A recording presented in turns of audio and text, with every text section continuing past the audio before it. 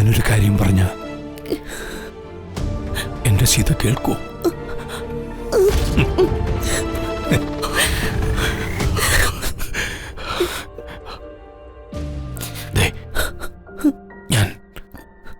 ഞാൻ പറയട്ടെ,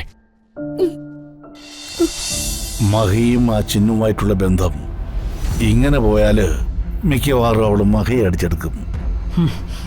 ചെറുക്കിനെ മയക്കെടുക്കാനേ രണ്ടും തുനിഞ്ഞിറക്കിയ അവര്.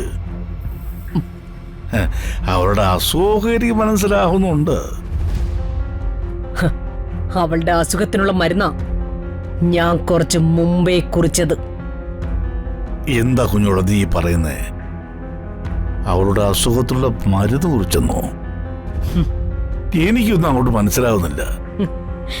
മനസ്സിലാവുന്ന ഭാഷയിലൊന്ന് പറയേ. ഭദ്രേട്ടാ, മഹിയെ ഞാൻ കയറ് കെട്ടി തളച്ചിടാൻ പോകുന്നു. മഹിയെ കയറ് കെട്ടി തളച്ചിടാൻ പോകുന്നോ? മഹി എന്താ പശുവോ കടയോ മറ്റോ കയറ് കെട്ടി തിളച്ചിടാൻ? എനിക്കൊന്നും അങ്ങോട്ട് മനസ്സിലാവുന്നില്ല. ഭദ്രേട്ടാ, മഹിയുടെ കല്യാണം അങ്ങ് ഉറപ്പിക്കാൻ പോന്നു. പിന്നെ അവൾ അവന്റെ പുറകെ നടക്കില്ലല്ലോ. മഹിയുടെ കല്യാണം ഉറപ്പിക്കാൻ പോകുന്നു? ആരാ കുഞ്ഞോളെ പെണ്ണ്? അതൊക്കെ ഭദ്രേട്ടൻ വഴിയെ അറിഞ്ഞാ മതി.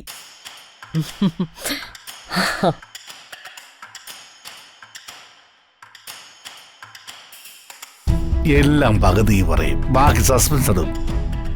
പറഞ്ഞതൊട്ട് മുഴിപ്പിക്കുകയില്ല, കേൾക്കാൻ താല്പര്യമുള്ളവർ കാത്തിരിക്കുകയും വേണം. എങ്കിലും ആരായിരിക്കും ആ കല്യാണ പെണ്ണ്?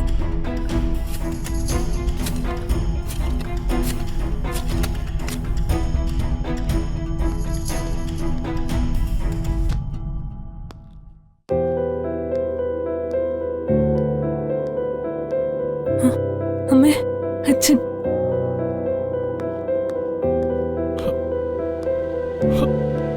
സീത,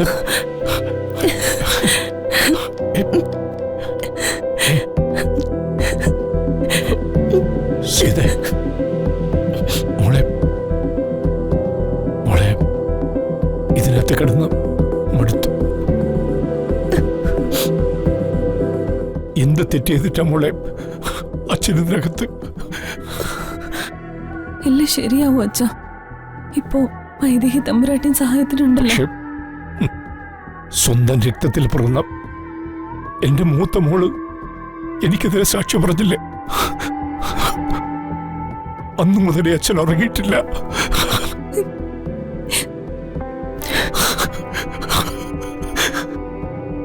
എന്താ അച്ഛ ഇങ്ങനെ? അമ്മയും കൂടി സങ്കടപ്പെടുത്തല്ലേ.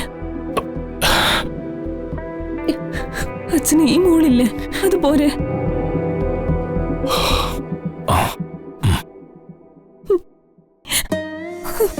അച്ഛ,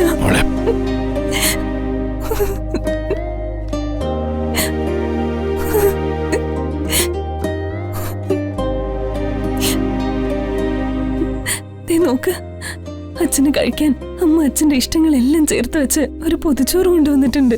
പൊതിച്ചോറോ?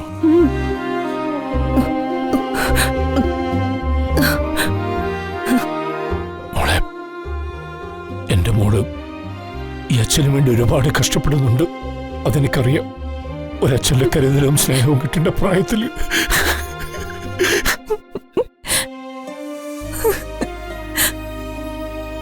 അച്ഛ, എന്റെ അച്ഛൻ ഒരാളെയും കൊല്ലില്ലെന്ന് ഈ ചിന്നുവിന് നന്നായിട്ട് അറിയാം.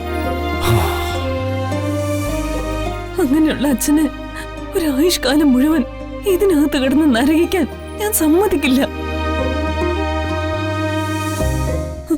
അച്ഛന് ആഹാരം കഴിക്കാൻ. അമ്മ, എടുത്തു കൊടുക്ക.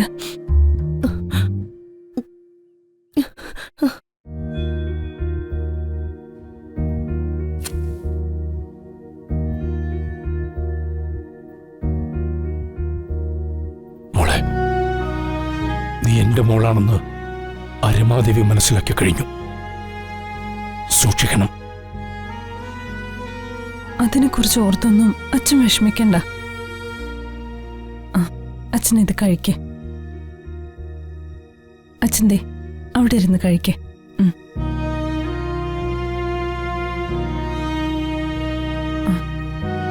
അച്ഛാ, ഞാൻ പോയി കുടിക്കാൻ വെള്ളം എടുത്തിട്ട് വരാം. മോളെ,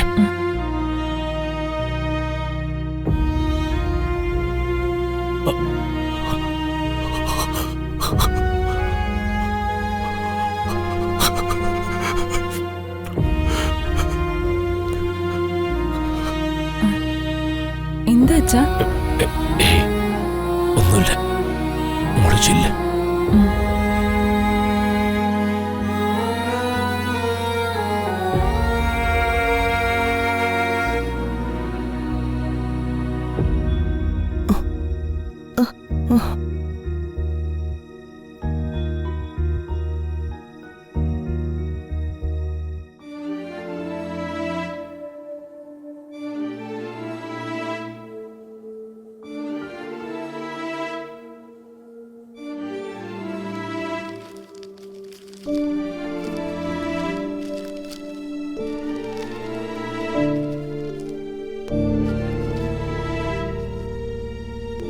സീത, നമ്മുടെ മോള് നമ്മുടെ ഭാഗ്യല്ലേ?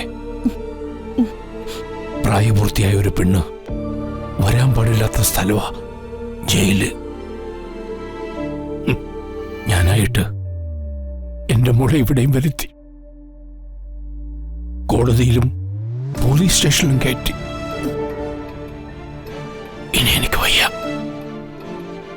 ഇനി എന്റെ മോളെ കഷ്ടപ്പെടുത്താൻ എനിക്ക് വയ്യ.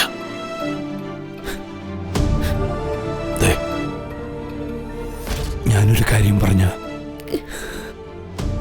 എന്റെ സീത കേൾക്കൂ.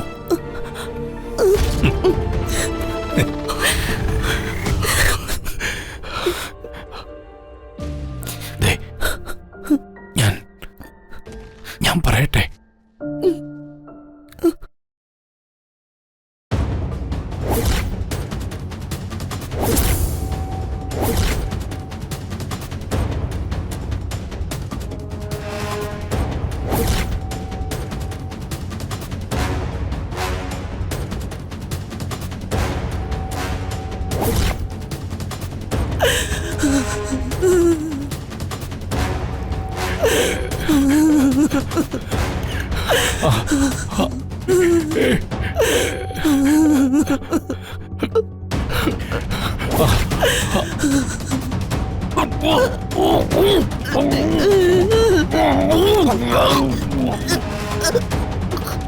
സാറിത് എവിടെ? ശിവദാസനും ഭാര്യയും മരിച്ചെന്നാ തോന്നുന്നേ.